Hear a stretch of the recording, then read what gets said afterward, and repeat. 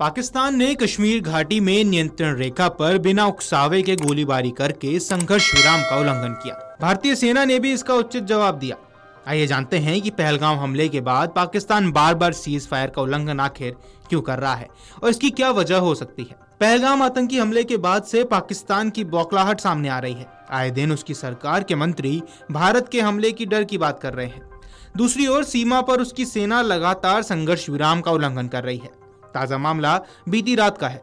भारतीय सेना के मुताबिक 29 से 30 अप्रैल की रात को पाकिस्तानी सेना की चौकियों ने केंद्र शासित प्रदेश जम्मू और कश्मीर में नौशेरा, सुंदरबनी और अखनूर सेक्टरों के सामने नियंत्रण रेखा के पार बिना उकसावे के छोटे हथियारों से गोलीबारी की।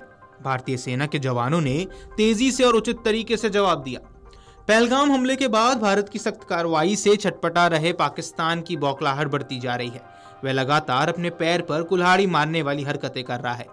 इससे पहले पाकिस्तानी सेना ने 28 और 29 अप्रैल की रात में कुपवाड़ा और बारामूला जिले के साथ साथ अखनूर सेक्टर की नियंत्रण रेखा को पार से बिना उकसावे की गोलीबारी की थी।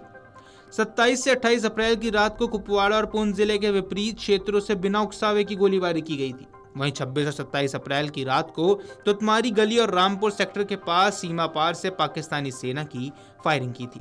ऐसे ही 25 से 26 अप्रैल की रात और 24 अप्रैल की रात को भी नियंत्रण रेखा पर कुछ स्थानों पर पाकिस्तानी सेना की ओर से फायरिंग की गई। नियंत्रण रेखा के पार ऐसे उल्लंघन बीते 6 दिन से किए जा रहे हैं।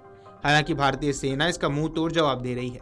पाकिस्तान की ऐसी कायराना हरकत आतंकवाद के खिलाफ भारत की निर्णायक लड़ाई के डर का नतीजा है। उसे हर पल यही डर सता रहा है कि इस बार भारत बालाकोट और पुलवामा हमले के बाद किए गए जवाबी हमले से खतरनाक मोर्चा खोलेगा। इसी बिलबिलाहट में पड़ोसी छटपटा रहा है। दरअसल पहलगाम आतंकी हमले के बाद से ही पाकिस्तान डरा हुआ है। वह भारत की जवाबी कार्रवाई के डर से छटपटा रहा है। पहलगाम में हुए आतंकी हमले को लेकर दोनों देशों के बीच तनाव चरम पर है। आतंकी हमले में 26 नागरिक मारे गए थे और पाकिस्तान को डर है कि भारत सर्जिकल स्ट्राइक या एयर स्ट्राइक से भी खतरनाक ऑपरेशन कर पहलगाम के मासूम लोगों का बदला लेने की तैयारी कर रहा है। जम्मू कश्मीर के पहलगाम में 22 अप्रैल को आतंकियों ने पर्यटकों पर अंधाधुंध गोलियां बरसाकर 26 लोगों की नृशंस हत्या कर दी थी। सेना की वर्दी में आए दहशतगर्दों ने पहलगाम की बायसन घाटी में पर्यटकों से पहले उनका धर्म पूछा, परिचय पत्र देखे और फिर गोली मार दी थी। इसके बाद से भारत ने कई मोर्चों पर पाकिस्तान की नींदें उड़ा दी हैं।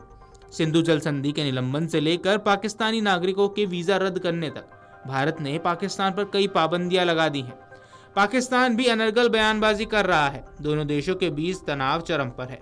इससे पहले पहलगाम में आतंकी हमले के बाद सुरक्षा मामलों की कैबिनेट समिति की बैठक में कई अहम फैसले लिए गए। इसमें 1960 की सिंधु जल संधि को तत्काल प्रभाव से स्थगित कर दिया गया था। इसके साथ ही एकीकृत चेक पोस्ट अटारी को तत्काल प्रभाव से बंद कर दिया गया था। इसके अलावा पाकिस्तानी नागरिकों को सार्क वीजा छूट योजना के तहत भारत की यात्रा करने की अनुमति देने पर रोक लगा दी गई थी। भारत में मौजूद किसी भी पाकिस्तानी नागरिक को भारत छोड़ने के लिए 48 घंटों का समय दिया गया था। बीते दिन मन की बात कार्यक्रम में पीएम मोदी ने एक बार फिर पहलगाम हमले को लेकर दुख जताया था। साथ ही उन्होंने पहलगाम के दोषियों को कड़ी सजा देने की भी बात दोहराई थी। उन्होंने कहा कि पहलगाम की घटना ने देशवासियों को पीड़ा पहुंचाई है और इसे लेकर देशवासियों के मन में गहरी पीड़ा है। लोग पीड़ित परिजनों का दर्द महसूस कर सकते हैं। हर भारतीय का खून आतंक की तस्वीर को देखकर खौल रहा है। ऐसे समय में जब कश्मीर में शांति लौट रही थी और लोकतंत्र मजबूत हो रहा था, पर्यटकों की संख्या में अभूतपूर्व बढ़ोतरी हो रही थी और लोगों की कमाई बढ़ रही थी, लेकिन देश के दुश्मनों को और जम्मू कश्मीर के दुश्मनों को यह रास नहीं आया। आतंकी चाहते हैं कि कश्मीर फिर से तबाह हो जाए। इस मुश्किल वक्त में 140 करोड़ देशवासियों की एकता सबसे बड़ा आधार है। Video desk अमरउजाला.com।